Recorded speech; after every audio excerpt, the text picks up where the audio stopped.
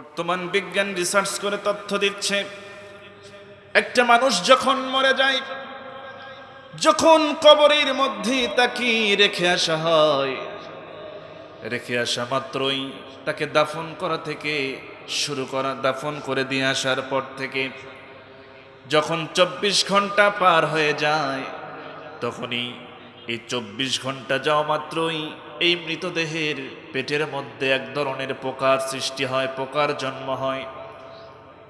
আর যখন এই পোকাগুলি জন্ম নেয়, তারা আস্তে আস্তে করে এই মৃত ব্যক্তির পায়খানার রাস্তা দিয়ে, পায়ুপথ দিয়ে বের হয়ে আসে। বের হয়ে এসে এমন দুর্গন্ধের সৃষ্টি করে, যেই দুর্গন্ধের কারণে অন্যান্য সকল পোকামাকড়গুলি তারা বুঝতে পারে যে আমাদেরকে আহ্বান করা হচ্ছে। সমস্ত পোকামাকড়গুলি এই গন্ধের দিকে আকর্ষিত হয়ে ছুটে আসতে থাকে। আবার একসঙ্গে তারা এই মৃত ব্যক্তির পায়ুপথ দিয়ে, এই পায়খানার রাস্তা দিয়ে আবার পেটের মধ্যে প্রবেশ করে। আস্তে আস্তে করে তাদের মতো তারা পেটের মধ্যে ঢুকে এই মৃত ব্যক্তির পেটের ভিতরে গোশতগুলি আস্তে আস্তে ভক্ষণ করা শুরু করে দেয়। এরপরে যখন এই মৃত ব্যক্তির 3 দিন বয়স হয়ে যায়, 3 দিন বয়স হওয়া মাত্রই এই মৃত ব্যক্তির সর্বপ্রথমে এই নাকের এই গোশতটা নরম হওয়া শুরু করে দেয়। এরপরে যখন 6 দিন বয়স হয়ে যায়, তখনই এই মৃত ব্যক্তির এই নাকের গোশতগুলি প্রথমে খুলে পড়ে। إن الحمد لله الأكرم الذي خلق الإنسان وكرم وعلمه من البيان ما لم يعلم فسبحان الذي لا يحصى امتنانه باللسان ولا بالقلم نشهد أن لا إله إلا الله وحده لا شريك له ونشهد أن سيدنا وحبيبنا ومولانا محمدا عبده ورسوله الذي أرسله بالحق بشيرا ونذيرا وداعيا إلى الله بإذنه وسراجا وقمرا منيرا فقد قال الله تعالى في كلامه المجيد وفرقانه الحميد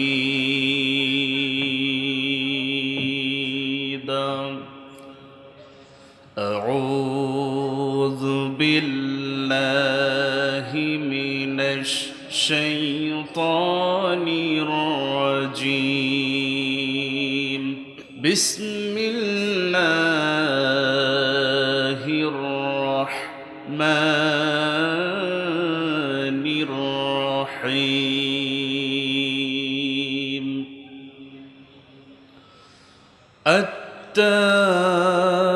التائبون العابدون الحامدون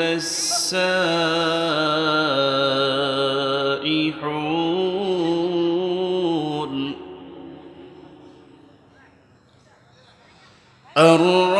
الراكعون الساجدون الآمرون بالمعروف والناهون عن المنكر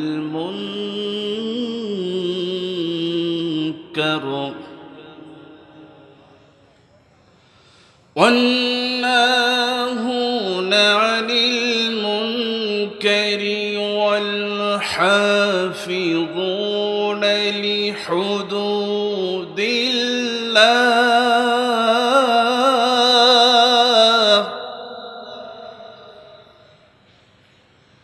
وبشر المؤمنين.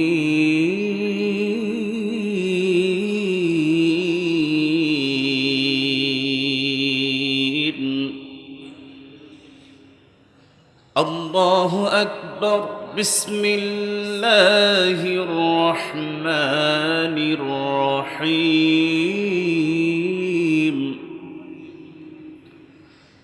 إن الله وملائكته يصلون على النبي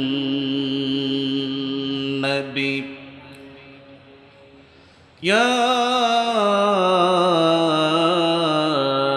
أيها الذين آمنوا صلوا عليه وسلموا تسليما.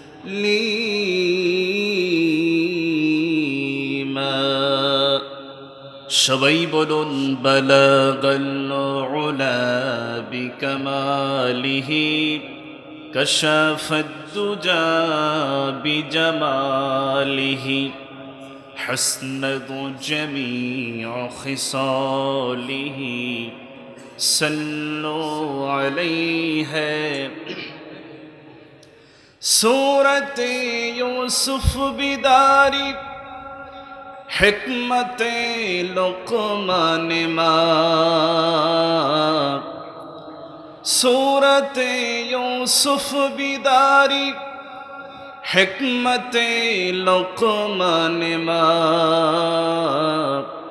কারিয়ে কুরআবারি ইহ দিলে সাদেমান মা। বলগল উলা বিকামালিহি কাশাফাদ-দুজা বিজামালিহি হাসনাতু জামিউ খিসালিহি সাল্লু।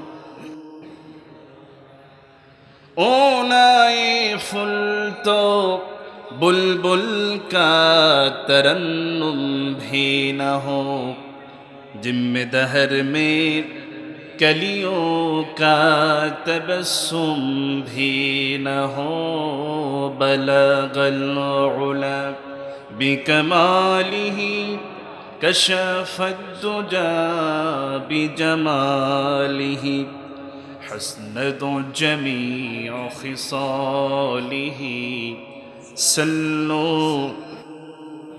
প্রথমেই জানতে চাচ্ছি সকলে কেমন আছেন? আলহামদুলিল্লাহ, আমিও ভালো আছি। বান্দা যে অবস্থায় থাক না কেন শুকরিয়া আদায় করবে কার? কারণ সকলকে আল্লাহ পাক সৃষ্টি করেছেন এবং সকল কিছুর সকল মাখলুকের প্রয়োজন মিটান যিনি, তিনি কে? সম্পদ দেওয়ার মালিক কে? হায়াতের মালিক, মওতের মালিক, সম্মান দেওয়ার মালিক, কাউকে অপমান করার মালিক, সন্তান দেওয়ার মালিক। ছেলে দেন কে? মেয়ে দেন কে? দেন না কে? দোষটা কার? কার দোষ? ফয়সালা কার? আল্লাহ। তালের মুসলমান হয়ে আল্লাহর দোষ দিয়ে ফেলছি আমরা। গোটা পৃথিবীতে আজকে একই অবস্থা। আমরা কোনো কিছু হিসাব না করে দিয়েছি দৌড়। কোন এক নেতা এসে বলল চলো রে, দিলাম দৌড়, কোনো কিছু হিসাব না করে। আমার জীবন পরিচালনার জন্য যে আল্লাহ পাক একটা গাইড বুক দিয়েছেন, কিভাবে আমি চলবো ফিরবো, সবকিছু সেখান থেকে নিতে হবে। কিন্তু আমরা সেটাকে ফলো না করে যে বলে আয় রে তার সাথে যাই রে, এমন একটা অবস্থা হয়েছে আমাদের। এমন একখানা নির্ভুল গ্রন্থ একটি আযীম কিতাব আল্লাহ পাক আমাদের দান করলেন, যার মধ্যে কোনো ভুল নাই। এর মধ্যে আয়াত সংখ্যা কত জানা আছে সবার? ওই যে দেখছেন একজন চাচা বলছেন 6666। এটা আমরাও জানতাম, কিন্তু কখনো গুণে দেখি নাই। দেখছি, গুণে দেখি নাই। এটা যে কোথা থেকে চালু হলো আজ পর্যন্ত একটু চিন্তা করলাম না। আমি গুণে দেখছি, দেখি যে 6236, এর উপরে আর হয় না। এটা গুণে দেখবেন যে আমার সাথে মেলে কিনা। 6666টি একথা সঠিক নয়। সম্মানিত হাজরিন, যাই হোক, কোরআনে কারীম নির্ভুল একটি গ্রন্থ আল্লাহ পাক আমাকে আপনাকে দান করলেন। এই কোরআনকে ভুল প্রমাণ করার জন্য অনেকেই চেষ্টা করেছে, নাকি করে নাই? করেছে, এখনো করছে। কিন্তু অবশেষে দেখা গেল যারা এই কোরআন কারীমকে ভুল ধরতে আসলো, ভুল প্রমাণ করতে আসলো, তারাই একটা সময় নিজেদের জীবনের ভুল ত্রুটিগুলি বুঝতে পেরে কোরআনের ছায়াতলে এসে আশ্রয় গ্রহণ করলো। সুবহানাল্লাহ, কোনো ভুল নাই। আল্লাহ রাব্বুল আলামিন বলেন, قل إن اجتمعت الإنس والجن على أن يأتوا بمثل هذا القرآن لا يأتون بمثله ولو كان بعدهم لبعد ظهيرا। আল্লাহ রাব্বুল আলামিন বলছেন, এই কোরআনের মতো কি করে কোরআন বানানোর জন্য অনেকেই চেষ্টা করেছে। আল্লাহ পাক চ্যালেঞ্জ ছুড়ে দিলেন, এই কোরআনের মতো করে কোরআন বানাবার জন্য যদি শুধু মানব জাতি নয়, মানব জাতি এবং জিন জাতি উভয় মিলে, মানব জাতি মানুষেরা সাহায্য করবে জিনদেরকে, আবার জিনেরা সাহায্য করবে মানুষকে। এই উভয় কি সহযোগিতা করার মাধ্যম দিয়ে যদি কিয়ামত পর্যন্ত এই কালামের মতো করে একটা কালাম বানানোর জন্য চেষ্টা করা হয়, আল্লাহ রাব্বুল আলামিন বলছেন কিয়ামত হয়ে যাবে, এই উভয় জাতি চেষ্টা করেও এই কোরআনের মতো করে একখানা কোরআন বানাতে পারবে না। সুবহানাল্লাহ, কি চ্যালেঞ্জ আল্লাহ পাক করে দিলেন। শুধু মানুষ নয়, জিনদের কথাও বললেন যে তারাও যদি সাহায্য করে একে অপরে। এই কোরআনের মধ্যেই সন্দেহ তো দূরের কথা, সন্দেহের অবকাশও নাই। শুরুতেই আল্লাহ পাক সেটা বলে দিয়েছেন। সেই কালামে রব্বানি থেকে আমি যে আয়াতে কারিমে তেলাওয়াত করেছি সেটি হচ্ছে সূরা তাওবা থেকে। কোন সূরা বলেন? সূরা তাওবা। কোরআন কারিমের একটি সূরার শুরুতে বিসমিল্লাহ লেখা হয় নাই। সেই সূরাটির নাম কি জানা আছে? নাই। কোরআন কারিমের সূরার সংখ্যা কত দেখি বলেন তো। আজকে আমরা কিছুটা হলেও মানে একটু শিখে যাব এখান থেকে, ক্লাসের মতো। কোরআন কারিমের সূরা সংখ্যা হচ্ছে 114টি। এর মধ্যে বিসমিল্লাহ লেখা হয়েছে 113টিতে, একটিতে লেখা হয়নি। মানে আল্লাহ পাক জিবরাইল আলাইহিস সালাতু ওয়াস সালামকে এই বিসমিল্লাহ সহ বলতে বলেন নাই, তিনিও বলেন নাই, আমার নবীজিও সাহাবীদের কাছে বলেন নাই, লিখতে বলেন নাই। সেই সূরাটি হচ্ছে সূরা তাওবা। কিন্তু আজকের বিজ্ঞান গবেষণা করে দেখেছি, কোরআনের যেই গাণিতিক তত্ত্ব এই কোরআনের মধ্যে রয়েছে, গাণিতিক একটা সম্পর্ক রয়েছে কোরআনের। সকল কিছু দিয়ে হিসাব করলে মিলে যায়। এবার যখন তারা দেখল সূরা হলো 114টা, একটাতে বিসমিল্লাহ নাই, 113টায় বিসমিল্লাহ আছে। আল্লাহ রাব্বুল আলামিন এই সংখ্যাটাকে পূর্ণ করার জন্য এমন কৌশল হাতে নিলেন, এমন কিছু আল্লাহ পাক দিয়ে দিলেন যেটা কিনা সূরা নমল পড়লে আমরা বুঝতে পারবো। সূরা নমলের ভিতরে হযরত সুলাইমান আলাইহিস সালাতু ওয়াস সালাম তিনি যখন রানী বিলকিসের কাছে যখন চিঠি লিখলেন, এই চিঠির শুরুতে, চিঠি লেখার শুরুতে তিনি লিখলেন বিসমিল্লাহির রহমানির রহিম। সুবহান, বিসমিল্লাহ দিয়ে চিঠি লিখলেন। এখান থেকে বোঝা গেল সূরা তওবায় বিসমিল্লাহ নাই, কিন্তু সূরা নমলে দুইবার বিসমিল্লাহ দেওয়ার মাধ্যমে 114টি বিসমিল্লাহ পূর্ণ করে দিয়েছে। সুবহানাল্লাহ। সেই ক্যারিসমেটিক একটি গ্রন্থ আল্লাহ পাক মানব জাতিকে দিলেন। সেই সূরা তওবা থেকে আমি 112 নম্বর আয়াতে কারিমা তেলাওয়াত করেছি। আসলে তওবাটা অত্যন্ত জরুরি একটি বিষয়।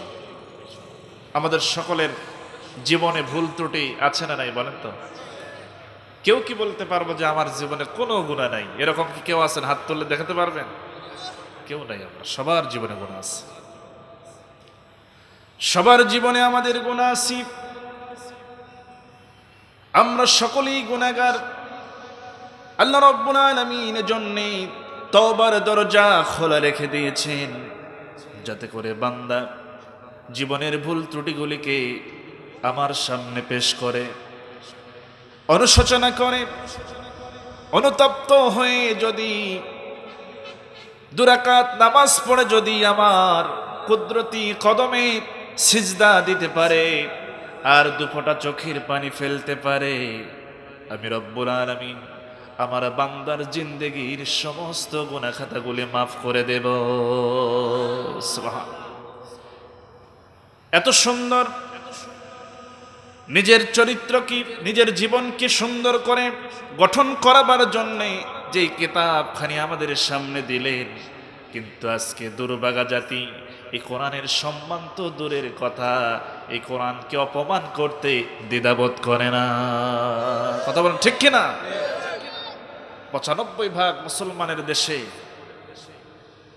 কি করে সাহস হয়? এটা তো এই কুমিল্লার জেলার ঘটনা না? কার এত বড় সাহস হয় যে পবিত্র কোরআন, যেটা আমার জীবনের চাইতে দাম কম না বেশি, এই কোরআনের জন্য আমরা জীবন দিতে রাজি আছি না নাই? এই কোরআনের জন্য রক্ত দেওয়ার জন্য তৈরি আছি। এই কোরআন যারাই অপমান করবে, আমরা ধৈর্যের পরিচয় দিয়েছি বলেই তোমরা বেঁচে আছো।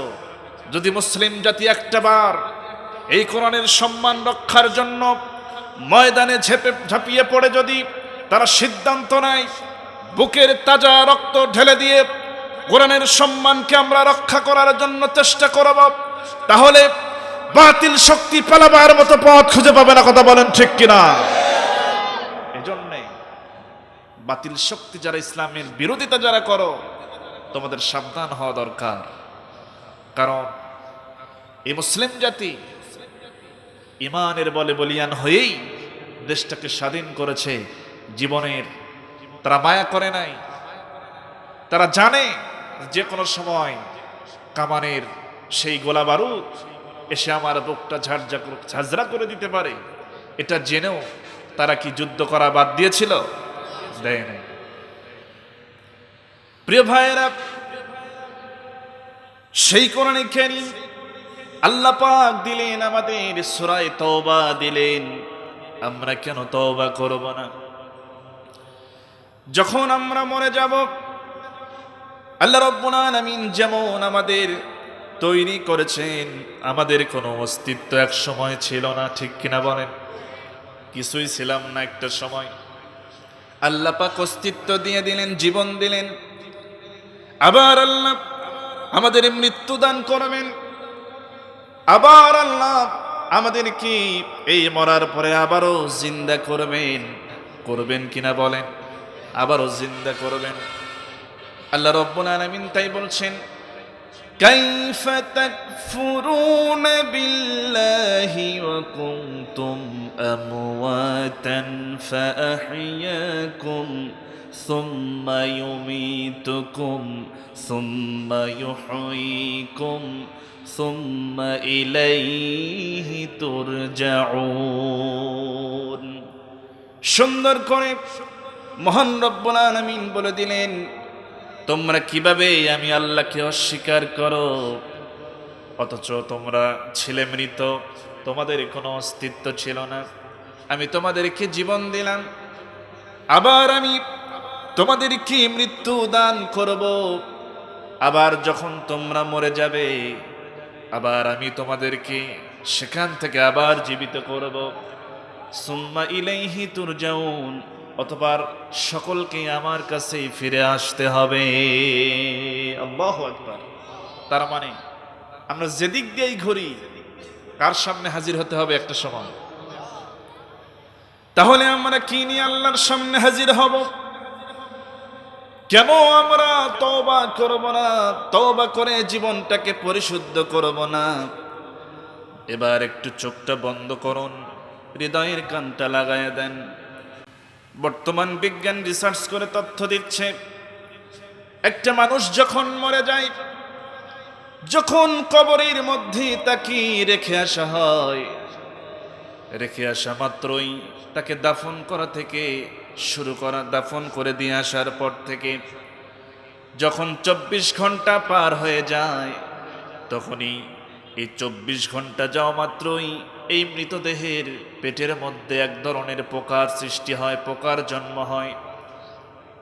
আর যখন এই পোকাগুলি জন্ম নেয়, তারা আস্তে আস্তে করে এই মৃত ব্যক্তির পায়খানার রাস্তা দিয়ে, পায়ুপথ দিয়ে বের হয়ে আসে। বের হয়ে এসে এমন দুর্গন্ধের সৃষ্টি করে, যেই দুর্গন্ধের কারণে অন্যান্য সকল পোকামাকড়গুলি তারা বুঝতে পারে যে আমাদেরকে আহ্বান করা হচ্ছে। সমস্ত পোকামাকড়গুলি এই গন্ধের দিকে আকর্ষিত হয়ে ছুটে আসতে থাকে। আবার একসঙ্গে তারা এই মৃত ব্যক্তির পায়ুপথ দিয়ে, এই পায়খানার রাস্তা দিয়ে আবার পেটের মধ্যে প্রবেশ করে।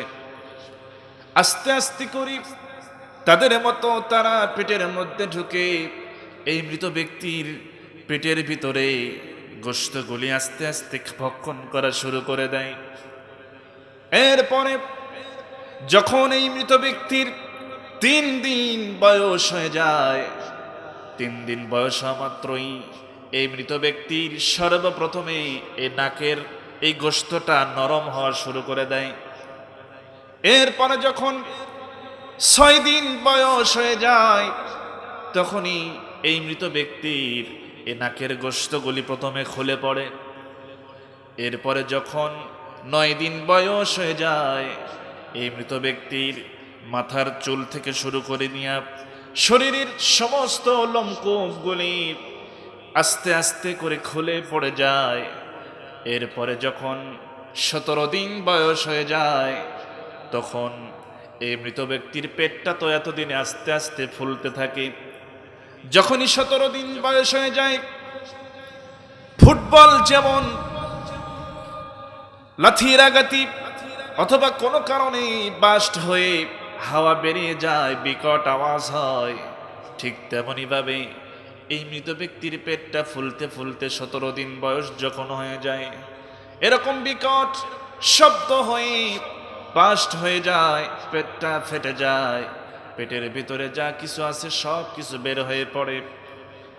এরপরে যখন 60 দিন বয়স হয়ে যায়, এই মৃত ব্যক্তির শরীরের গোশতগুলি আর অবশিষ্ট থাকে না। এবার যখন 90 দিন বয়স হয়ে যায়, তখন মানুষের শরীরের এই যে হাড়গুলি বিভিন্ন জায়গায় জোড়া আছে না নাই বলেন, অনেক জোড়া আল্লাহ পাক দিয়ে দিয়েছেন। 90 দিন বয়স যখন হয়ে যায়, এই মৃত ব্যক্তির শরীর থেকে গোশত তো নাই, শুধু হাড়গুলো আছে, সমস্ত হাড়ের জোড়াগুলি আস্তে আস্তে খুলে যায়, আলাদা আলাদা হয়ে যায়। এরপরে 1 বছর বয়স যখন পূর্ণ হয়ে যায়, ঠিক তখনই দুই একটি হাড়ের দুই একটি চিহ্ন ছাড়া বাকি সবগুলি মাটির সঙ্গে মিশে যায়। আল্লাহু আকবার। আমার আপনার দেহ তাই হবে। ইতিপূর্বে যারা ইন্তেকাল করেছে তাদের একই অবস্থা হয়েছে, মাটির সঙ্গে যে মিশে গেল। আল্লাহ পাক কি বলছেন যে আমি আবারও জিন্দা করব। মাটির সঙ্গে মিশে গেলে কি হবে? কোথায় যাবে তুমি? এই মাটি কার বলেন? আল্লাহ পাকের। তাহলে অনেকের ধারণা মাটির সঙ্গে আমরা মিশে যাব, আবার কেমনে আল্লাহ পাক জিন্দা করবেন? আল্লাহ পাক সেজন্যই আগেই বলে দিলেন, যেমন তোমার অস্তিত্ব ছিল না আমি তোমাকে অস্তিত্ব দিয়েছি, ঠিক তেমনি ভাবে তোমরা মাটির সঙ্গে মিশে গেলেও আমি রব্বুল আলামিন তোমাদেরকে আবার জিন্দা করতে পারবো। সুবহানাল্লাহ। তাহলে ওই সময় যদি আল্লাহ পাক আমাদেরকে জিন্দা করেন, আর তাহলে ওই দরবারে আল্লাহর সামনে আমরা কি নিয়ে দাঁড়াবো?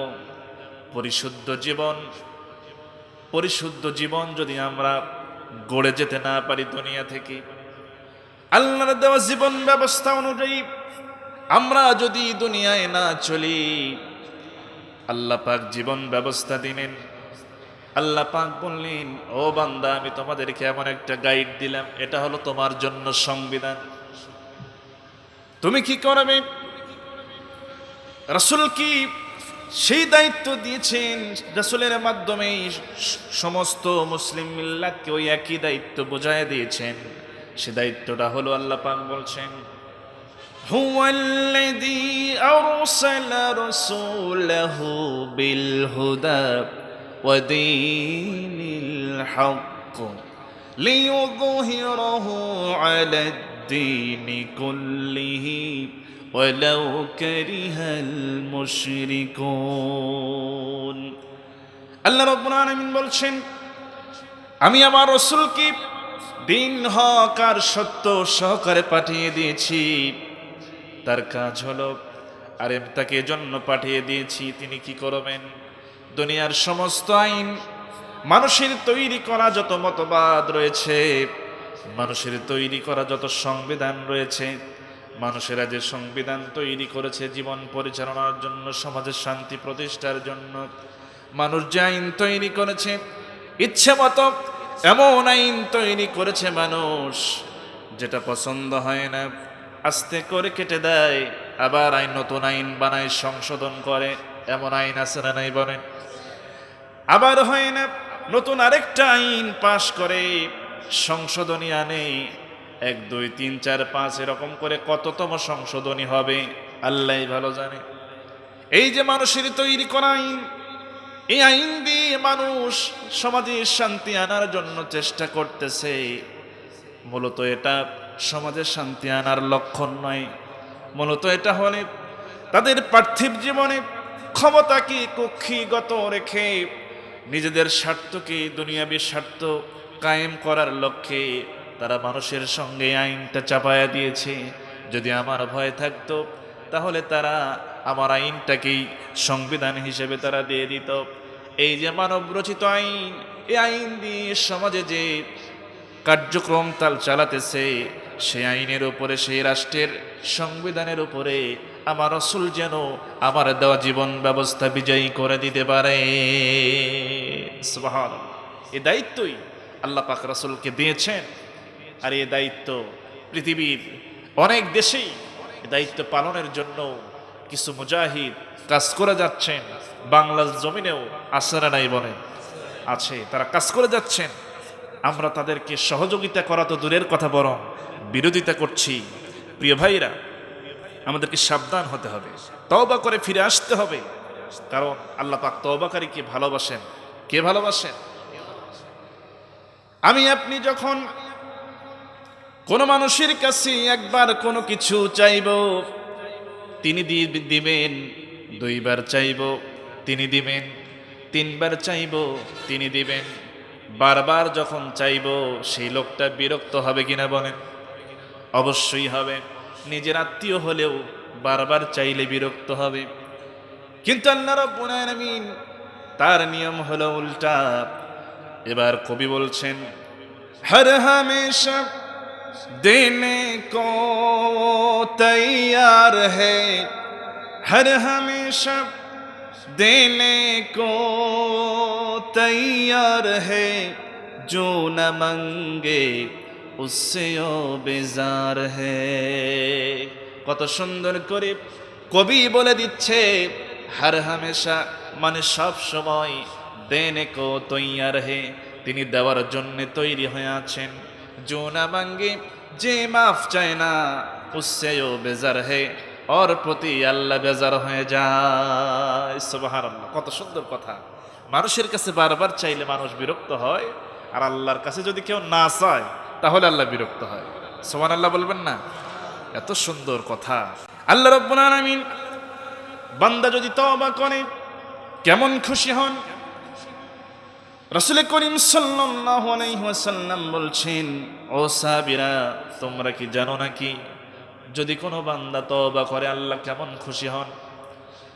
সাহাবীরা বলেন, ইয়া রাসূলুল্লাহ আপনি তো ভালো জানবেন, আমরা তো জানি না, কেমন খুশি হয় একটু বলুন। রাসূল উদাহরণ দিচ্ছেন, শোনো সাহাবীরা, মনে করো মরুভূমির প্রান্তর দিয়ে কোন পথিক তার উট, পানি, খাদ্য এগুলো নিয়ে যখন সে রওনা করে, পথিমধ্যে যখন সে ক্লান্ত শ্রান্ত হয়ে যায়, আর এই অবস্থায় যখন সে বিশ্রামের জন্য ক্ষণিকের জন্য যখন সে একটা তাঁবু বানায়, এই তাঁবুর মধ্যে বসে যখন সে বিশ্রাম নিতে যায়, যখন তার চোখে তন্দ্রা এসে যায়, কিছুক্ষণ পরে যখন সে তাকিয়ে দেখলো তার বেঁধে রাখা উট, খাদ্য, পানি সব কিছু নিয়ে কোথায় যেন চলে গেছে, হারিয়ে গেছে। চতুর্দিকে খুঁজে খুঁজে যদি সে আর না পায়, বলো তো এই মরুভূমির ময়দানে এই অবস্থায় ওই পথিকের কেমন অবস্থা হবে?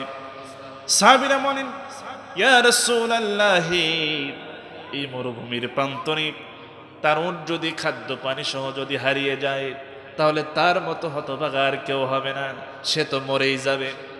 দুশ্চিন্তায় হতাশাগ্রস্ত হয়ে না খেয়ে ক্ষুধায় অস্থির হয়ে একটা সময় সে মরে যাবে, আর সে বাঁচবে না, তার মতো হতভাগ্য কেউ নাই। আমার নবীজি এবার বলেন, শোনো সাহাবীরা, কিছুক্ষণ পর যদি এই পথিক দেখতে পায় যে তার হারিয়ে যাওয়া উট ওই খাদ্য পানি সহ আবার তার সামনে হাজির হয়ে গেছে, বলো তো সে ব্যক্তি কি কেমন অবস্থা হবে? সাহাবীরা বলেন, ইয়া রাসূলুল্লাহ এই অবস্থায় তার মতো সুখী আর কেউ হবে না। সুবহানাল্লাহ। আমার নবীজি বলেন, তাহলে শোনো, এরকম হারিয়ে যাওয়া উট ফিরে পাওয়ার কারণে যেমন খুশি হয় ওই পথিক, ঠিক তেমনি আল্লাহর যে বান্দা গুনাহ করে করে অস্থির হয়ে গেছে, একটা সময় যদি সে অনুতপ্ত হয়ে যায়, নিজের জীবনের গুনার স্বীকারোক্তি দিয়ে যদি আল্লাহর কাছে মাপ চায়, যদি তওবা করে ফিরে আসে, আল্লাহ রাব্বুল আলামিন ওই পথিকের চাইতে এই বান্দা ফিরে আসার কারণে তার চাইতে বেশি খুশি হয়ে যায়। সুবহানাল্লাহ, কি সুন্দর কথা রাসূল বুঝায় দিলেন। আমার বন্ধুগণ, সেই তওবা আমাদের সকলের করতে হবে। এই তওবা আমরা করার জন্য রাজি আছি তো ইনশাআল্লাহ? সম্মানিত হাজিরিন, বেশ কিছু বিষয় আমাদের সমাজে চালু আছে, এগুলি থেকে আমাদের আস্তে আস্তে বের হয়ে আসতে হবে। যেমন আমাদের সমাজে শিরক চালু আছে, আছে না নাই বলেন? শিরক চালু আছে। এই শিরক, অনেক মানুষ আছে মানে আল্লাহর কাছে না চেয়ে কোনো এক মাজারের কাছে চায়, এরকম আছে না নাই? অনেক আছে। আল্লাহ কি দেওয়ার ক্ষমতা রাখেন না? আল্লাহর কাছে চায় না, মাজারে গিয়া অনেকে সিজদাও দেয়। কত ধরনের মাজার যে বাংলাদেশে আছে, তারা সেখানে চায়। এটা হচ্ছে একটা দৃশ্যমান সুস্পষ্ট একটা শিরক। এখান থেকে মানুষকে ফিরে আসতে হবে। কারণ যারা মুশরিক, এরকম শিরকের কাজ যারা করবে, তাদের জন্যে আল্লাহ পাক জান্নাত কি করেছেন? হারাম করেছেন। এটা আমার কথা নয়, সব দলিল। আল্লাহ রাব্বুল আলামিন বলেন, ومن يشرك بالله فقد حرم الله عليه الجنة। যে ব্যক্তি শিরক করবে, মুশরিক অবস্থায় যদি কেউ মারা যায়, আল্লাহ রাব্বুল আলামিন তার জন্য জান্নাতকে হারাম করে দিবেন। নাউযুবিল্লাহ। চাওয়া লাগবে মসজিদে গিয়ে সিজদা দিয়ে আল্লাহর কাছে, চাই হলো মাজারে গিয়া, মানে যেখানে তেল মালিশ করা দরকার সেখানে করে না। এরকম লোক আছে না নাই? একটা লোক মানে এমন ভাবে সে আঘাতপ্রাপ্ত হয়েছে, ডাক্তারের কাছে গিয়া বলে, ডাক্তার সাহেব আমার পা তো ফুলে, একটা পা এখন দেখা যায় যে দুইটা পায়ের সমান, ব্যাপক আঘাত পেয়েছে, তাড়াতাড়ি ওষুধ দেন, মলম দেন। ডাক্তার সাহেব দিছে মলম, বলে দিচ্ছেন শোনো কেমন করে এটা হলো। কয় যে ওই আম গাছের একটা মোথার সঙ্গে ডালের সঙ্গে আমি আঘাত পেয়েছি, ঘুতা লেগেছে, এই জন্য এই অবস্থা হয়েছে। ডাক্তার বলছে তাহলে যে জায়গায় ঘুতা লাগছে ওই জায়গায় মালিশ করো। এই বেচারা ওই কথা শুনে ওই যেখানে আম গাছের ডালের সাথে ঘুতা লাগছে ওই আম গাছের সমানে মালিশ করতেছে। মালিশ করে মলম শেষ, পরে ডাক্তারের কাছে আসছে, বল কি ডাক্তার সাহেব কি ওষুধ দিলেন, কি মলম দিলেন, পাওয়া ভালো হয় না। ডাক্তার কয় কি ব্যাপার, এত লোকে মলম দিলাম, এত রোগী ভালো করলাম এই মলম দিয়ে, আর তোমার কাজ হলো না, ঘটনা কি? তুমি এটা মালিশ করো নাই তোমার পায়ে? কয় পায়ে কেন মালিশ করো? আপনি বলছেন যেখানে ঘুতা লাগছে সেটি মালিশ করো।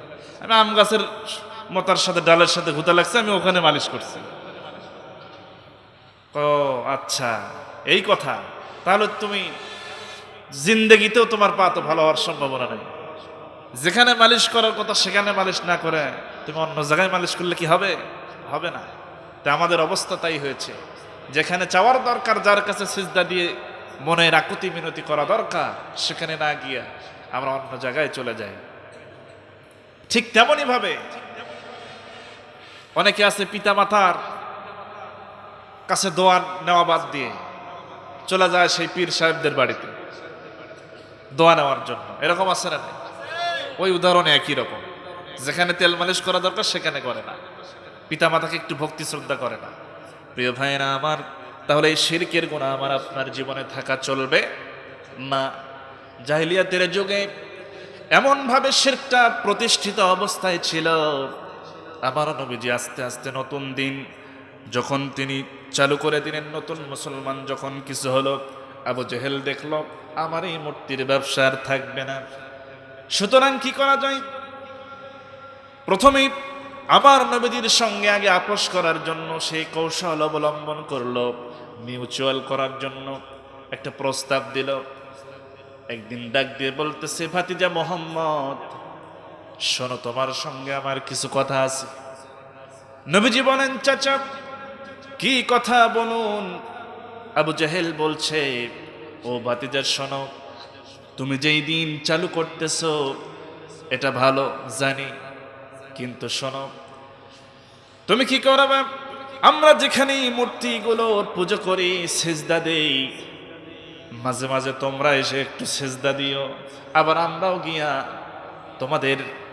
তোমরা যেখানে সেজদা দাও তোমাদের আল্লাহকে, আমরাও সেখানে সেজদা দেব। তোমরাও মূর্তির সামনে সেজদা দাও, আমরাও তোমার আল্লাহর সামনে সেজদা দেব। একটু ভাগাভাগি করে চলি, আমরা মিলেমিশে থাকি। কি দরকার তুমি আলাদা করে চলবা? একসঙ্গে থাকি আমরা। আবু জাহেল বুঝতে পেরেছি, এভাবে যদি মোহাম্মদ বিন আব্দুল্লাহর এই দাওয়াতের মিশন যদি চলতে থাকে, তাহলে আমি আবু জাহেলের পিছনে আর ক্ষমতার চেয়ার থাকবে না। ঠিক কিনা? ঠিক তেমনি আবু জাহেল মার্কা যারা এই দুনিয়াতে আজও রয়েছে, হয়তো বাংলাদেশে নাই, পৃথিবীর বিভিন্ন দেশে আছে যারা, তারা ওই আবু জাহেল মার্কা, যারা মুসলমান নামধারী, ইসলামের দুশ্মন, তারাও চিন্তা করে কোরআনওয়ালারা দিন প্রতিষ্ঠার কাজ যারা করে, তাদের এই মিশন দাওয়াত যদি চলতেই থাকে, তাহলে একটা সময় তারা যদি একটা বার কোনো রকমে যদি কোনো দিন ক্ষমতায় এসে যায়, আর কোনোদিন তাদেরকে নামানো সম্ভব হবে না, চিরজীবনের মতো আমাদের পিছনে আর চেয়ার থাকবে না। কথা বলেন ঠিক কিনা?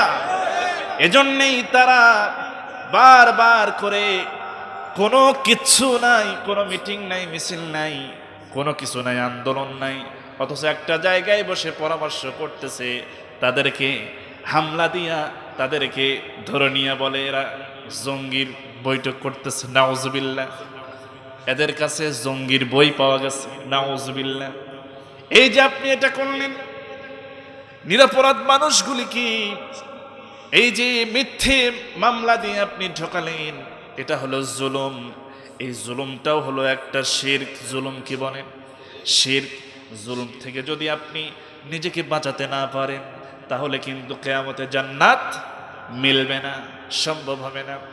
আল্লাহ রাব্বুল আলামিন বলছেন, ওয়াল্লাযীনা আমানু ওয়া লাম ইয়ালবিসু ঈমানাহুম বিযুলমিন উলাইকা লাহুমুল আমনু ওয়া হুম মুহতাদুন। কার কথা বলেন? আল্লাহর কথা। আমার বন্ধুগণ, প্রত্যেকটা কথার পিছে আমি কিন্তু দলিল দিয়ে দিচ্ছি, নাকি আমার বাবার কথা বলতেছি না। এখানে আল্লাহ পাক বলছেন যে যারা ঈমানদার, তারা যদি জুলুম দ্বারা তাদের জীবনকে যদি আচ্ছাদিত না করে, জুলুম দ্বারা যদি তাদের জীবনকে আচ্ছাদিত না করে, জুলুম থেকে যদি বেঁচে থাকে, তাহলে তারা কি হবে? তাহলে তাদের ঈমানটাকে যদি নির্ভেজাল রাখতে পারে, আল্লাহ রাব্বুল আলামিন তাদেরকে হেদায়েত প্রাপ্ত করে দিবেন। সুবহানাল্লাহ। প্রিয় ভাইরা, এটার থেকে ফিরে থাকতে হবে নিজেদেরকে। এরপরে অহংকার থেকে ফিরে আসতে হবে, তওবা করতে হবে। অহংকার করা চলবে না। কিন্তু আমরা দেখি অনেক মানুষের মধ্যে অহংকার আছে না নাই? এটা মারাত্মক একটা খারাপ অভ্যাস। অহংকারী ব্যক্তি কখনো জান্নাতে যাবে না। দেখেন, অহংকার কেবল কে করতে পারেন? আল্লাহ পাক করতে পারেন। আল্লাহ রাব্বুল আলামিন বলছেন, লা তামশি ফিল আরদি মারহান ইন্নাকা লান তাখরিকাল আরদা ওয়া লান তাবলুগাল জিবালা তুলা। অহংকার করো না। অহংকার করে তুমি জমিনে চলাফেরা করো না। অহংকার করে কি করবা তুমি? আল্লাহ পাক বোঝায় অহংকার করে কি করবা। অহংকার করে তুমি লাথি মেরে জমিনটাকে ফাটায়া দিতে পারবে না। আবার অহংকার করে তুমি আমার সৃষ্টি করা পাহাড়ের উচ্চতাকেও ছাড়িয়ে যেতে পারবে না। সুতরাং কোনো মুমিন অহংকার করতে পারে না। মুমিন হবে হলো বিনয়ী। আল্লাহ পাক তাও বলে দিচ্ছেন মুমিন কেমন হবে, তার কথা, তার আচরণ, তার কথাবার্তা কেমন হবে। ওয়াইবাদুর রহমানিল্লাযীনা ইয়ামশুনা আলাল আরদি হাওনা ওয়া ইযা খাতাবাহুমুল জাহিলুনা ক্বালু সালামা। সুবহানাল্লাহ। মুমিন তো হবে, রহমানের বান্দা তো হবে সেই যে হবে বিনয়ী, মানুষের সঙ্গে সুন্দর সুন্দর ভাষায় কথা বলবে, মানুষের সঙ্গে সুন্দর আচরণ করবে। আর যদি তার সঙ্গে কোনো ইসলাম বিদ্বেষী কোনো নাস্তিক অথবা কোনো তার শত্রু যদি তার সঙ্গে যদি ঝগড়া বিবাদে যদি লিপ্ত হয়ে যায়, তর্কে যদি জড়িয়ে যায়, তাহলে মুমিন ব্যক্তি বলবে ক্বালু সালামা, আমি সালাম দিলাম, তোমার সাথে আর আমি কথা বলতে চাই না। সালাম দিয়ে সে কেটে পড়বে। এটা কে শিখালেন বলেন? আল্লাহ পাক শিখালেন। কিন্তু সেই বয়সের অহংকার, সেই মানুষের অহংকার আমরা সকলের মধ্যে দেখতে পাই। যেমন একটা উদাহরণ দেই, সেটা হলো একজন খুব বয়স্ক মানুষ, বৃদ্ধ মানুষ এলাকায়, মানে সে একটু নজর করে দেখতেছে আমার চাইতে বৃদ্ধ মানুষ আর এই এলাকায় কেউ নাই। এই চিন্তা করে মনে মনে সে খুশি, মানে একটা ভাব ভিতরে, হ্যাঁ আমি এলাকার একজন বড় মানুষ, আমি বেশি হায়াত পাইছি, আমার চাইতে বড় আর কেউ নাই। এই মনে করে রাস্তা দিয়ে যাচ্ছে। প্রতিমধ্যেই দেখতেছে তার মতোই প্রায় একজন বৃদ্ধ মানুষ, মানে বাচ্চা ছেলের মতো কান্নাকাটি করতেছে, এমন একটা অবস্থা। এ তখন জিজ্ঞেস করতেছে, আচ্ছা ভাই, বয়স তো প্রায় আমার মতোই আপনার দেখা যায়, আপনি এরকম বাচ্চা ছেলের মতো ডুকরে ডুকরে কাঁদতেছেন কেন? তো বেচারা বলতেছে, কি আর করব, আমার তো কাঁদা লাগবেই, কেন কাঁদতেছি এই কথা বলা যাবে না। কয় না, বলেন কি জন্য কাঁদতেছেন বলেন। কয় আমার আব্বা আমাকে মারছে। এই এখন চিন্তা করি, ইরি বাপরে, এর বাপ এখনো বেঁচে আছে। কয় কি রে? কয় আপনার আব্বা আপনাকে মারলো, আপনি এত বড় বয়স্ক মানুষ। কয় হ্যাঁ, আব্বা আমাকে মারছে। কি জন্য? কয় না, এটা বলা যাবে না। চলে গেছে তার বাবার কাছে, গিয়া দেখে ওর বাবা মরিচ আর পেঁয়াজ দিয়ে পান্তা ভাত খাচ্ছে। আগের মানুষ কিন্তু খাইছে গরম, যারা মানে গ্রামের মানুষ আর কি, সকালবেলায়। তো গিয়া সালাম দিছে, এ দেখে তো আরো বুড়া এর বাপ। বলতেছে, আচ্ছা মুরব্বী, আপনি মারছেন, এত বড় একটা আমার মতো বয়স, এত বৃদ্ধ আপনার সন্তান, তাকে মারছেন আপনি, কেন মারছেন? কয় মারবো না মানে, সকালবেলা ভোরে বলছি যে তোর দাদাকে একটা পান দিয়ে এখনো যায় না। এই চিন্তা, আশ্চর্য কথা, তার মানে আর দাদাও বেঁচে আছে। ইয়ে মানে যে অবাক হয়ে গেছে, কোনো কথা নাই, কথা বন্ধ হয়ে গেছে। মনে মনে ভাবছিলাম আমি বড়, এনা দেখি আমার চেয়েও বড় আছে। এটা অহংকার করে কি কোনো লাভ আছে? নাই। অহংকার মুমিনের স্বভাব নয়। অহংকার হলো আল্লাহর চাদর। যে ব্যক্তি অহংকার করে সে যেন আল্লাহ রাব্বুল আলামিনের চাদর নিয়ে টানাটানি করে। নাউযুবিল্লাহি মিন যালিক। এজন্যই এই অহংকার আমাদের করা চলবে না। সম্মানিত হাজিরিন, এজন্য এই অহংকার থেকে তওবা করে আমাদের ফিরে আসতে হবে। এরপরে হিংসা, হিংসার থেকে ফিরে আসতে হবে। হিংসা আছে না নাই? একজনের ভালো আরেকজন দেখতে পারে না, এটা আবার মা বোনদের মধ্যে একটু বেশি থাকে। এটা খুব মারাত্মক একটা খারাপ গুণ, এই হিংসা। মিলেমিশে থাকতে হবে সবাই। সম্মানিত হাজিরিন, হিংসা করা কোনো মুসলমানের পক্ষে এটা শোভনীয় নয়। হিংসা মানুষকে পরস্পরের সাথে সম্পর্ক বৃদ্ধি করে নাকি সম্পর্কের মানে অবনতি ঘটে, কোনটা? তাহলে এই হিংসা আমাদের থাকা চলবে না। একজন কৃষক প্রত্যেক দিন জমিতে গিয়ে কাজ করে, কাজ করতে করতে কোদাল মারতে মারতে, এটা কিন্তু কোনো বাস্তব ঘটনা, একটা উদাহরণ দিচ্ছি। কোদাল মারতে মারতে একটা হঠাৎ করে একটা আওয়াজ হয়েছে, তার মনে সন্দেহ হয়েছে ঘটনা কি, আওয়াজ হলো কেন। সে খুঁড়ে দেখে সেখানে একটা মানে প্রদীপ, পিতলের একটা প্রদীপ। সে এটা তুলে নিয়ে বলতেছে, এটা আবার কি জিনিস। আস্তে আস্তে করে এটা পরিষ্কার করার জন্য মুছতেছে। যখন ঘষা দিছে মোছার জন্য, তখন ওর ভিতর থেকে ধোঁয়া বের হচ্ছে, বিশাল একটা দৈত্য বের হচ্ছে। বিকট আওয়াজে একটা হাসি দিয়ে বলতেছে যে, মালিক, আমি তো আপনার গোলাম, এটা যার কাছে থাকে আমি তার গোলাম হয়ে যাই, আপনি যা বলবেন তাই হবে, আমার এমন প্রচন্ড শক্তি।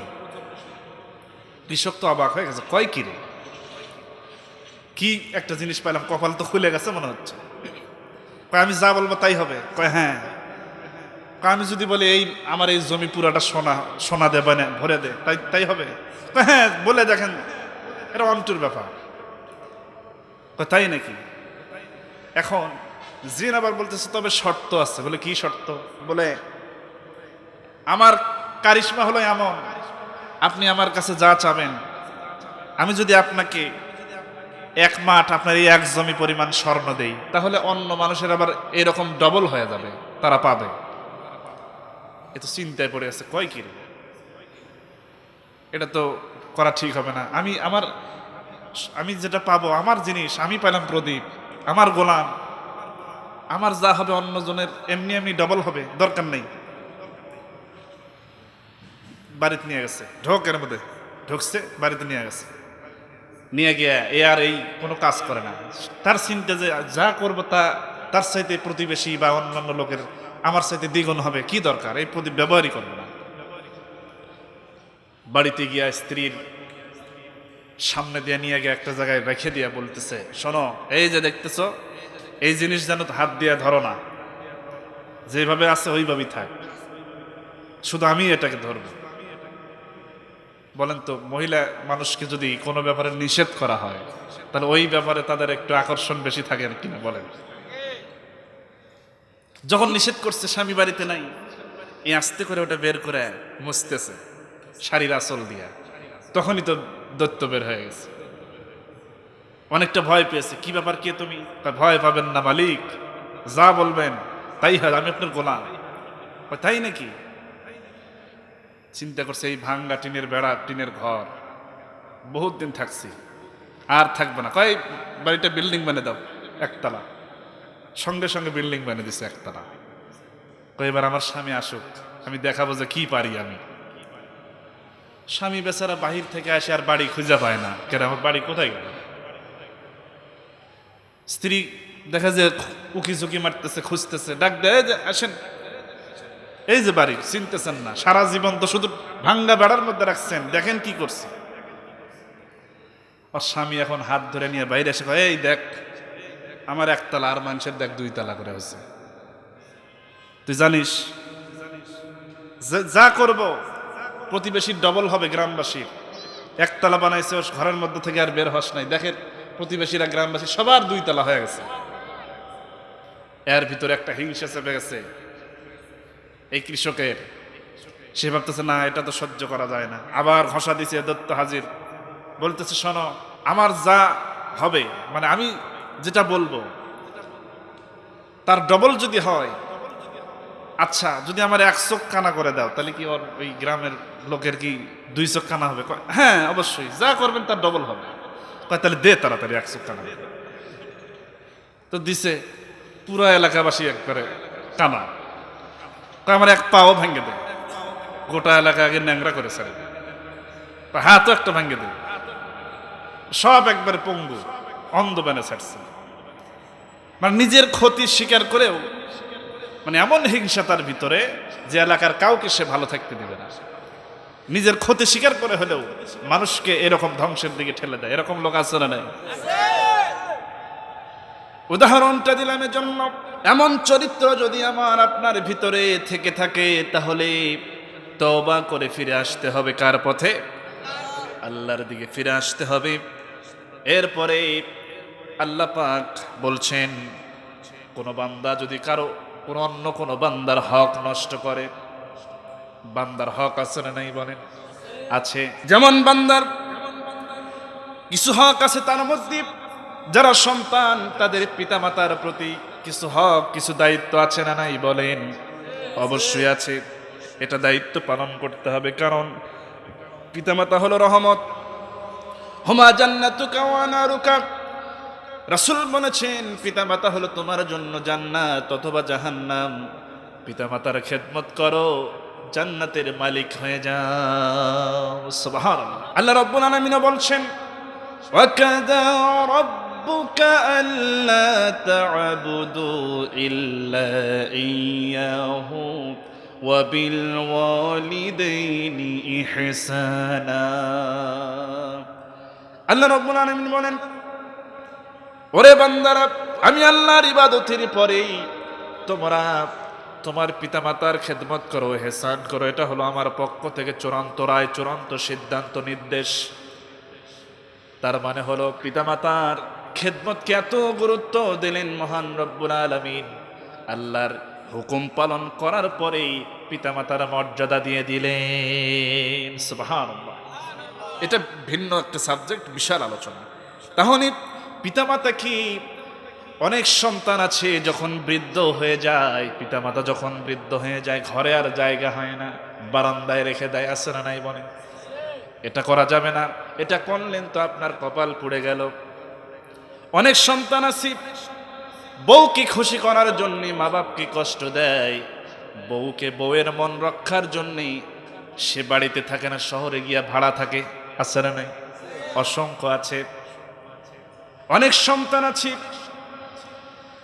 সামর্থ্য থাকার পরেও একটু ভালো খানা পিনার ব্যবস্থা যে করবে পিতামাতার জন্যে, এই টাকা তার বের হয় না, এমন আছে না নাই বলেন? অথচ শ্বশুর বাড়ি শালা শালিকা, এদের জন্যে পকেট ফাঁকা করতেছে, কোনো অসুবিধা নাই। পিতামাতার জন্য বছরে 2টা কাপড় কিনে দেওয়ার পয়সা তার বের হয় না, ঠিক কিনা? খুব সাবধান, খুবই সিরিয়াস। আমার নবীজি বলেছেন, যদি জান্নাত পেতে চাও তাহলে পিতামাতার খেদমত করো, কারণ পিতামাতার খেদমত করলে জিহাদে যাওয়ার মতো সওয়াব আমলনামায় দেওয়া হয়। সুবহানাল্লাহ। প্রিয় ভাইয়ের জন্য পিতামাতার হক আদায় করতে হবে। যারা এই ভুলের মধ্যে আছে, এই হক যারা নষ্ট করতেছে, আজই তওবা করতে হবে, ফিরে আসতে হবে। এরপরে প্রতিবেশীর হক, প্রতিবেশী আছে না নাই বলেন? প্রতিবেশীর হক আদায় করতে হবে। কেমন? আপনি একজন মুমিন মুসলমান, হঠাৎ করে আপনি আপনার প্রতিবেশীর বাড়িতে হঠাৎ করে আপনি ঢুকতে পারবেন না। এটা আল্লাহ পাক এত সুন্দর করে ভারসাম্য জীবন ব্যবস্থা আল্লাহ পাক দিয়েছেন। সামাজিক অবক্ষয়, সামাজিক বিশৃঙ্খলা যেন কোনোভাবেই তৈরি না হয়, এজন্য আল্লাহ পাক কত সুন্দর সিস্টেম দিলেন কিভাবে প্রতিবেশীদের সাথে চলতে হবে। আমরা অনেকে আছি, যখন কারো বাড়িতে ঢুকি, প্রবেশ করি, কোনো অনুমতি নেই না, সালামও দেই না, আছে না নাই? নিজের মতো করে ঢুকি, নিজের মতো করে বাড়িতে, অন্যের বাড়িতে গেট খোলা আছে, ঢুকে বললাম। এটা কবিরা গুনাহ। কি গুনাহ? চিন্তা করেছেন কখনো? এটা কবিরা গুনাহ। এমনকি সাহাবীরা যখন এই কথা শুনেছেন, যখন একজন আরেকজনের বাড়িতে প্রবেশ করতেন, তার গেটে গিয়ে আগে সালাম দিতেন, অনুমতি নিতেন। ভেতর থেকে যদি জবাব আসতো, সাহাবীরা কেমন ছিলেন, কেমন ঈমান তাদের, তাকওয়া কেমন, তারা ওই গেটের একেবারে সোজা, গেট খুললেই যে দেখা যাবে এরকম হয়ে দাঁড়াতেন না, আড়ালে দাঁড়াতেন, যাতে গেট খুললে ভিতরে কিছু আগে না দেখা যায়। কিন্তু আমরা চেষ্টা করি গেট খোলা মাত্র কি আছে একটু দেখে নেব, সব আছে না নাই বলেন? এইরকম চিন্তা আমাদের ভিতরে, কোনো অনুমতি নেওয়ার প্রয়োজন মনে করি না। অথচ সেই সামাজিক সম্প্রীতি, সামাজিক বিশৃঙ্খলা থেকে রক্ষার জন্য, সামাজিক এই ভ্রাতৃত্ব বজায় রাখার জন্য আল্লাহ পাক এত সুন্দর সিস্টেম বলে দিলেন, আয়াতে কারিমা নাজিল করে দিলেন। আল্লাহ রাব্বুল আলামিন বলছেন, ইয়া আইয়ুহাল্লাযীনা আমানু লা তাদখুলু বুয়ুতান গায়রা বুয়ুতিকুম হাত্তা তাস্তানিসু ওয়া তুসাল্লিমু আলা আহলিহা। সুবহানাল্লাহ। আয়াত নাজিল করলেন, আল্লাহ পাক বলে দিলেন, হে ইমানদারেরা, যখন তোমরা অন্যের বাড়িতে প্রবেশ করবে, অন্যের ঘরে যখন যাবে, খবরদার আগে তুসাল্লিমু, আগে সালাম দাও। কে বলছেন? আগে সালাম দাও। এরপরেই যদি অনুমতি দেয়, তারপরেই বাড়িতে প্রবেশ করো। সুবহানাল্লাহ। এই অবস্থা যদি হয়, সমাজে প্রতিবেশীর হক আদায় হয়ে যাবে। একজন সাহাবী বলছেন, ইয়া রাসূলুল্লাহ, আমি যদি আমার বাড়িতে প্রবেশ করতে যাই তাহলে কি অনুমতির দরকার আছে? রাসূল বললেন, এদিকে আসো, কাছে আসো। আমার রাসূল আদর করে বোঝাতেন। রাসূল বললেন, শোনো সাহাবী, তুমি যে কথা বললে, আগে আমার একটা কথার জবাব দাও। তুমি কি বাড়িতে গিয়ে তোমার মাকে তুমি কি উলঙ্গ অবস্থায় দেখতে চাও নাকি? কথা শোনা মাত্রই এ সাহাবীর চোখ দিয়ে পানি বের হয়ে এসে, ইয়া রাসূলুল্লাহ, কি বলছেন আপনি? আমি কি তাই চাইবো নাকি? অসম্ভব। আমার নবীজি বলেন, শোনো, নিজের বাড়িতেও যদি হয়, অনুমতি নিবা, এরপরে সালাম দিবা, অনুমতি নিবা, এরপরে বাড়িতে প্রবেশ করবা। সুবহানাল্লাহ। তুমি তো জানো না, তুমি হঠাৎ করে বাড়িতে, নিজের বাড়ি হলে কি হবে, তোমার বোন আছে, তোমার মা আছে, কে কোন অবস্থায় আছে তুমি তো জানো না। একটা বিব্রতকর অবস্থার মধ্যেও তো তুমি পড়ে যেতে পারো। দিনের পর দিন যাতায়াত করতে করতে হঠাৎ করে কোনো একদিন একটা এমন একটা দৃশ্য তোমার সামনে ভেসে আসতে পারে যেটা তুমি সহ্য করতে পারবে না। এজন্য সালাম দিবে, অথবা অন্তত পক্ষে অভ্যাসটা চালু হওয়ার আগ পর্যন্ত আগে একটু সাউন্ড দেওয়া দরকার বাড়িতে প্রবেশ করার আগে। এইভাবে করে নিজের বাড়ি, প্রতিবেশী, সবার হক আদায় করতে হবে। এরপরে আত্মীয়র হক আদায় করতে হবে। এরপরে রাসূল করিম সাল্লাল্লাহু আলাইহি সাল্লাম বলছেন, তোমরা স্ত্রীদের হকটাও ঠিক মতো আদায় করো। আমরা সারাটা জীবন শুনে আসতেছি, যে হুজুর পিতামাতার খেদমত নিয়ে আলোচনা করেন, কিন্তু আমরা কখনো বলি না যে পিতামাতার সন্তানদের প্রতি কি দায়িত্ব সেটা বলার দরকার আছে না নাই? বলেন, সন্তানদের প্রতি একটা দায়িত্ব পালন করতে হবে। আমার সন্তান কার সঙ্গে মেশে, আমার সন্তান কার সঙ্গে কোথায় যায়, আমার সন্তান কি নামাজি ছেলের সঙ্গে ঘোরে না কার সঙ্গে ঘোরে, আমার সন্তান কি কোনো নেশাখোর, কোনো নেশাগ্রস্ত কোনো ছেলের সঙ্গে ঘোরে কিনা, এটা পিতামাতার দেখার দরকার আছে না নাই? অবশ্যই আসি। এরপরে রাসূল বলেছেন স্ত্রীদের সঙ্গে ভালো আচরণ করো, তাদের হক আদায় করো। আবার আমরা শুনেছি অনেকে বলে স্বামীর খেদমত নিয়ে আলোচনা করেন, কিন্তু কোথাও বলা হয় না যে স্ত্রীদের খেদমত নিয়ে আলোচনা করেন। এখানে দুইটাই বিষয়, স্বামীর খেদমত নিয়ে আলোচনা করতে হবে, আবার ওইদিকে স্ত্রীরও বিপদে আপদে কাছে আসতে হবে। কারণ স্বামী এবং স্ত্রী যদি মিলে মিশে চলতে চায়, একে অন্যের পাশে দাঁড়ায়, আপনি দেখবেন আপনার যখন অসুখ হয়, যখন আপনি অসুস্থ, জ্বর হয়েছে, আপনার স্ত্রী আপনার মাথায় পানি ঢেলে দেয়। আবার অন্য দিনে আপনার স্ত্রী যদি অসুস্থ হয়ে যায়, জ্বর আসে, আপনাকেও স্ত্রীর মাথায় পানি ঢালা উচিত, ঠিক কিনা? তাহলে অধিকারটা প্রতিষ্ঠিত হবে। আপনি পানি ঢেলে নিলেন, আপনার স্ত্রীর মাথায় পানি ঢাললেন না, এটা হক আদায় হলো না। আমার নবীজির স্ত্রী না, আমার নবীজি কয়েকজন স্ত্রী স্ট্যান্ডিং উপস্থিত থাকা অবস্থায় সকলের সঙ্গে সমান সদ্ব্যবহার করেছেন। কারো ঘর ঝাড়ু দিয়ে দিতেন, কারো ঘরে গিয়ে থালা বাসন তিনি পরিষ্কার করে দিতেন। এইভাবে করে সহযোগিতা করতেন, লাউ কুটে, তরকারি কুটে, রুটি বানায়া, খামির করে, এইভাবে করে সকলকে সহযোগিতা করতেন। আমার নবীজির স্ত্রীরাও আমার নবীজির সঙ্গে অনেক মজা করতেন। এইভাবে হঠাৎ করে একদিন আম্মাজান আয়েশা রাদিয়াল্লাহু তাআলা আনহা, আম্মাজান হাফসা রাদিয়াল্লাহু তাআলা আনহা সহ চারজন রাসূলের স্ত্রী আমার রাসূলের সামনে এসে বলতেছেন, ইয়া রাসূলুল্লাহ, বলেন তো এই যে আমরা আপনার চারজন স্ত্রী আছি, আমাদের মধ্যে আপনি কাকে বেশি ভালোবাসেন একটু বলেন তো দেখি। এবার বলেন তো এই প্রশ্নের জবাব দেওয়া সহজ না কঠিন? প্রিয় ভাইরা আমার, তাহলে স্ত্রীদের সাথে ভালো ব্যবহার করতে হবে, হক আদায় করতে হবে। আমার নবীজি বলছেন, আয়েশারি, তোমাদের এই প্রশ্নের জবাব আজকে দেব না, আগামীকাল সকালবেলায় দেখা করো।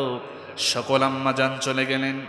আমার নবীজি এখান থেকে উম্মতকে একটা শিক্ষা দিচ্ছেন, যদি কেউ আপনার কাছে কোনো ব্যাপারে কোনো কিছু জিজ্ঞেস করে জানতে চায়, তাহলে সঙ্গে সঙ্গে জবাব দেওয়া উচিত নয়। বিশেষ করে দ্বীনি বিষয়ে, মাসলাগত বিষয় অথবা কোনো কিছু সমস্যার সমাধানের বিষয়ে যদি কেউ জানতে চায়, আপনি সহজে বলবেন না, আগে সময় নেবেন। হতে পারে 1 মাস, হতে পারে 15 দিন, 10 দিন, 5 দিন, 1 দিন, 2 দিন, অথবা 1 ঘন্টা হলেও সময় নেওয়া, এটা হলো সুন্নাহ। এটা কি বলেন? এটা হলো সুন্নাত।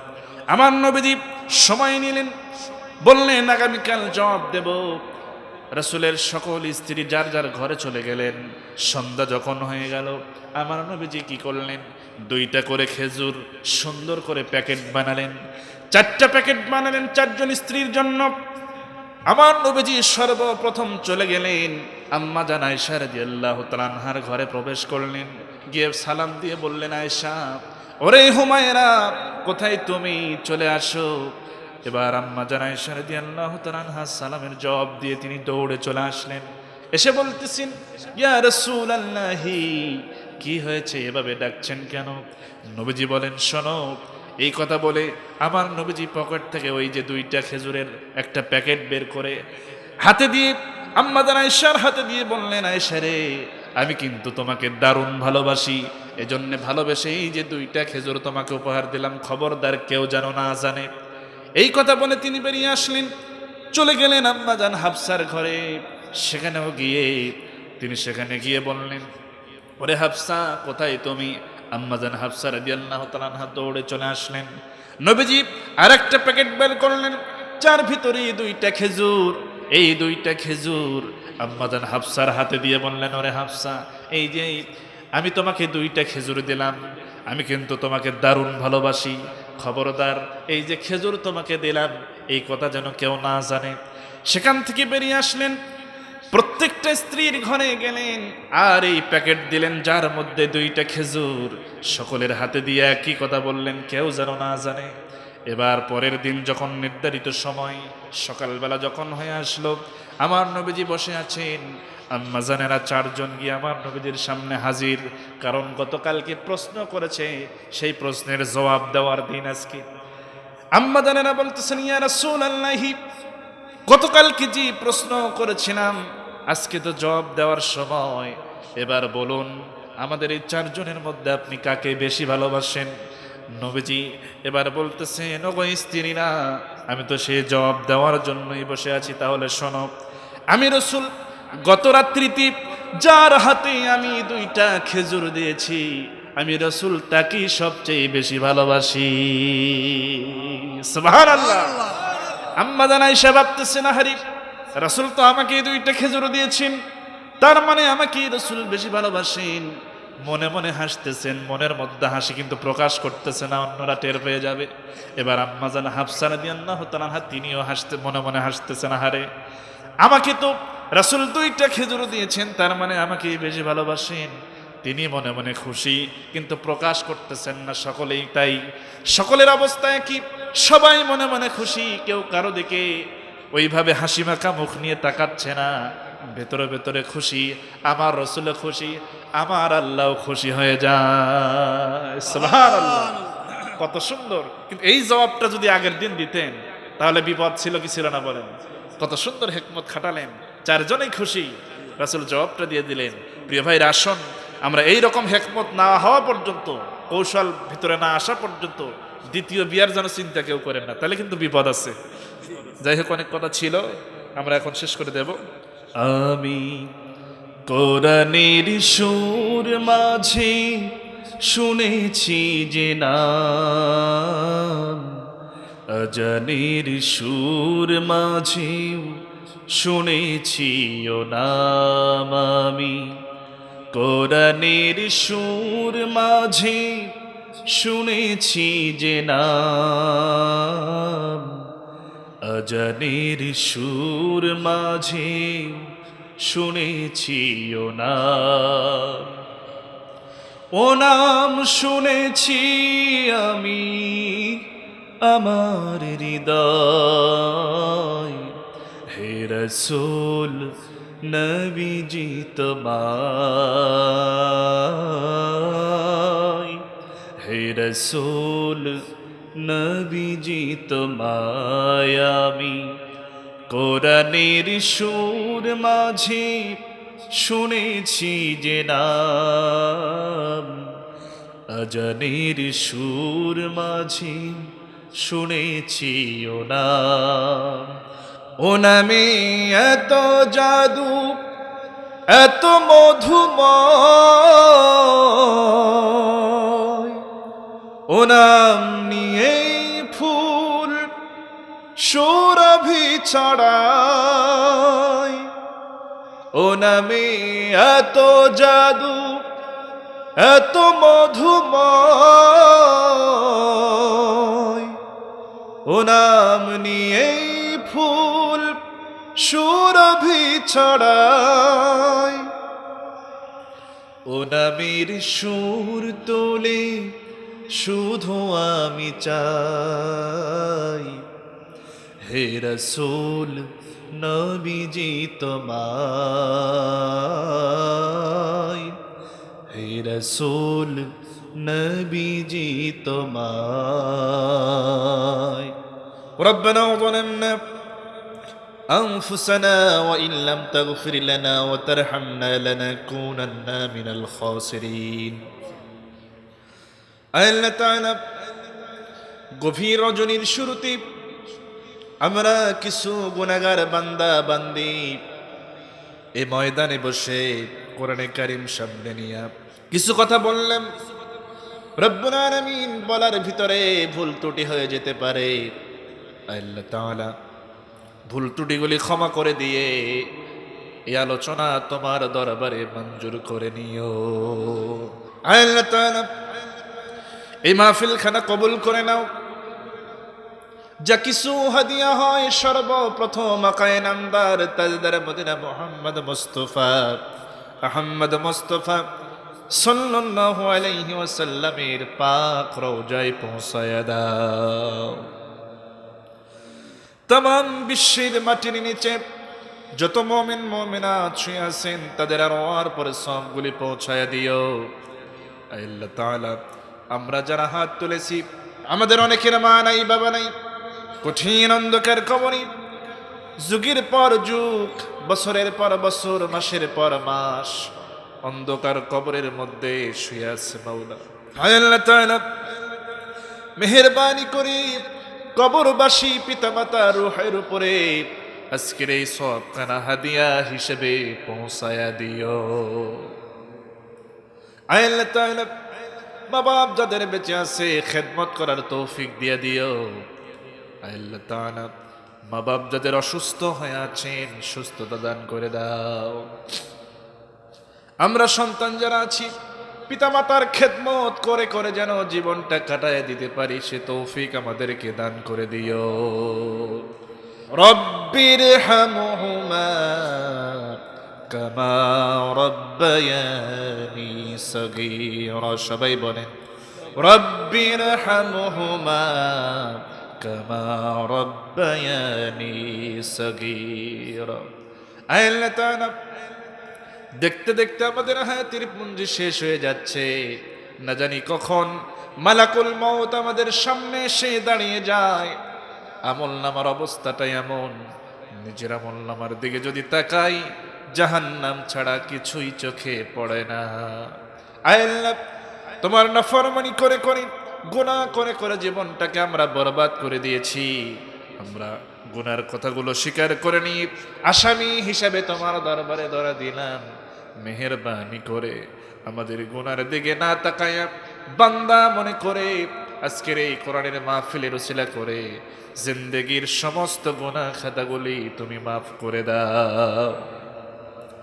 আল্লাহ, মাহফিলের আয়োজন যারা করলেন সবাই মিলে, যারা শ্রম দিলেন, যারা অর্থ দিলেন, যারা বুদ্ধি দিলেন, জায়গা দিলেন, সকল কিছুর সমন্বয়ে যারা এই কোরআনের এই জান্নাতের বাগান যারা সাজালেন, মেহেরবানি করে আল্লাহ তাআলা সকলের মর্যাদাকে তুমি আল্লাহ বাড়ায়া দিও। আল্লাহ, এই মাহফিল খানা কিয়ামত পর্যন্ত তুমি কবুল করে নিও। আল্লাহ তাআলা, এই মাদ্রাসায় তুমি বরকত নাজিল করে নিও। আল্লাহ তাআলা, যারা দান করলো সকলের দান কবুল করে নাও। আল্লাহ তাআলা, যারা প্রতিশ্রুতি দিয়েছে সকলকে দান করার তৌফিক দান করে দাও। এই এলাকার সমস্ত মানুষকে বিশেষ করে অর্থনৈতিক সহযোগিতা সহ সন্তানদেরকে যেন দিয়ে এই প্রতিষ্ঠানে যেন কোরআনের হাফেজ যেন বানাতে পারে সে নিয়ত করার তৌফিক তুমি আল্লাহ দিয়ে দিও।